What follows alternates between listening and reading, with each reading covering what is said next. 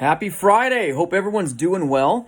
So today I wanted to chat with you all about what are you doing with certain carriers where you get a client that can't sign the application digitally. You're going to have situations that come into play where the client, you do the sale, you send it off, right? And they've got to DocuSign the material and they can't figure it out. Will the carrier allow them to have a paper application mailed and mailed back to you during this time where you're shut down with stay-at-home orders, quarantine, whatever you want to call it? What opportunity do you have to still take care of that consumer in the best way possible? I want to help you with that. Having good advice is important. If you need help, like, subscribe, share it with a friend, all right? If you need help, you can email me, finalexpense777 at gmail.com. So here we go. We're now in a place where you've got the client set up, you've sent it off. For example, let's talk about AIG being a carrier, right? They allow the ability to do email signature. And a lot of times you may lose that sale if a client can't figure out how to do it on their end. Can they do it with their cell phone? Some people just can't. It's not that they're not smart enough. They just don't get it, all right? They're good people. They still need you, and you need to meet that need. If you don't help them meet their need, somebody else will. And maybe you put them in a place where if you don't go that extra step, that extra mile for that consumer, they may never have that need met. Their family could be in a bad spot because you didn't follow up and do your best. So I encourage you with this advice, hopefully this will help you. When you do the application electronically, follow up immediately. Say, listen, I'm going to give you a couple minutes. I sent the email to you. Go ahead and review all the information that I placed on there that we talked about together. Make sure that's correct. Make sure the rate's right and the death benefit's correct, that you understand. If it was AIG, that you understand the 2-year wait before the coverage takes full effect. And make sure you understand everything that we chatted about. With the buyer's guide, just look over it for a couple minutes and let me know when you're done. Call me back. As soon as you get it done digitally, I'll be able to provide you with a policy number. It's really handy. And say, just go ahead and call me back. I look forward to chatting with you in 5-10 minutes. Talk to you soon. Sometimes the client gets stuck, all right? Don't let the client lose face. Never let the client lose face. Build that client up. Let them know it's okay. Some people that are really smart, just hopefully you can figure it out. You're probably smarter than most people that I deal with, but don't feel like you're silly if you can't figure it out. If you can't, no big deal. Just call me back and I'll help you. So the client may not call you back. Call them back in 10 minutes. Say, hey, just checking up. How'd that go? Follow up with them. And sometimes they'll be like, you're right. It's not happening. We got to go old school. Say, no problem. I'm an old school guy myself. I'm going to take the application. I'm going to put everything down that's on the electronic. And I'm going to mail it off to you. And I'm going to pay for the postage to get it back to you. Okay? I'm going to pay for the postage to get it to you and also to be returned to me. You're not going to pay for anything. But I'll make sure it's all ready. You sign in all the right places for me and then get it back to me and I'll take care of it for you.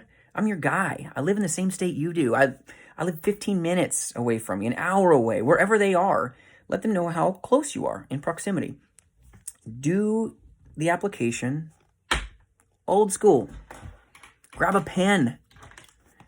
High-tech devices, right? High-tech.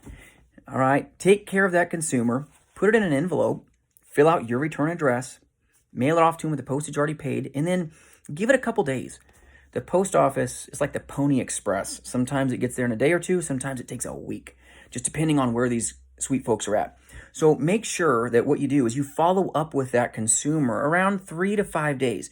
Follow up, say, hey, Mrs. Johnson, did you get, the mail? Did you get it yet? I sent you the application. I just want to make sure you got it, that you had a chance to review it, made sure it was proper, and that your beneficiaries were written down, your coverage was perfect. Did you get everything? Oh, yeah, Jason, I sent that back. I mailed that to you yesterday. Thanks for checking up. And some consumers may go, oh, yeah, that's sitting on my kitchen table. I'll get to that. Thanks for calling. By following up with the consumer, you increase your conversion from selling something that could have turned into fool's gold because it didn't actually take care of the consumer. It didn't put them in a better place. That client, if they don't follow through with the application that they want, is that consumer in a better place? No, they're in the same place, and that's not good. If the client wants coverage, you need to hold their hand and help them.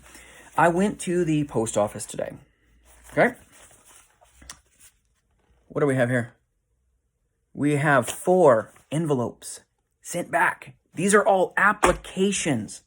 Applications properly filled out by the consumer. I filled it out. They signed them all in the right places and dated it for me, put it into my envelope. I paid the postage, whoopity-doo, 50 cents or less. Come on, not a big deal, folks. And I sent it. I'm not letting them pay for the postage. I'm their agent. I'm going to care for them. And guess what? I went to the mailbox, the post office box this morning, and here it is. So I got my 15 sales for the week. It's important to recharge. So what did I do today? I went and did service work. I'm going to relax later with my family. I'm going to help a couple agents today. I'm going to help them understand how to do what I do, understand the nuances, help them get paid well. It's important to get paid well, but you can have the greatest setup in the world, but if you don't know what you're doing, are you closing 15 in a week? Are you getting the results that you desire?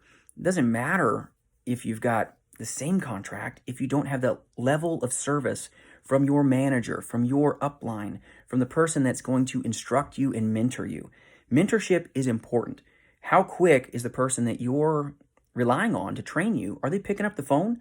Are they responding to your emails? Are they actually giving you industry insider knowledge on carriers? Are they actually proving that they can do what you're trying to do? Don't overcomplicate this. This business can be very complicated and overwhelming if you try to eat the whole elephant. Quit trying to eat the whole elephant. I wouldn't be where I am in my career if I didn't have a good man. And ladies can be amazing trainers too. I think ladies can whoop my tail when it comes to sales. I think they've got a better setup just because they're softer spoken, more trustworthy. If you get hurt as a kid or you run into your daddy, probably not. You're like, Mom, right? Because moms are more nurturing. Us guys need to learn that in the field. You better care for the people that you serve. It'll take you a long ways, and truly mean it. So take care of your consumer. Understand how to convert somebody from a telesale to a piece of paper of an actual application to making it rain for your clients, their beneficiaries, making them in a better place.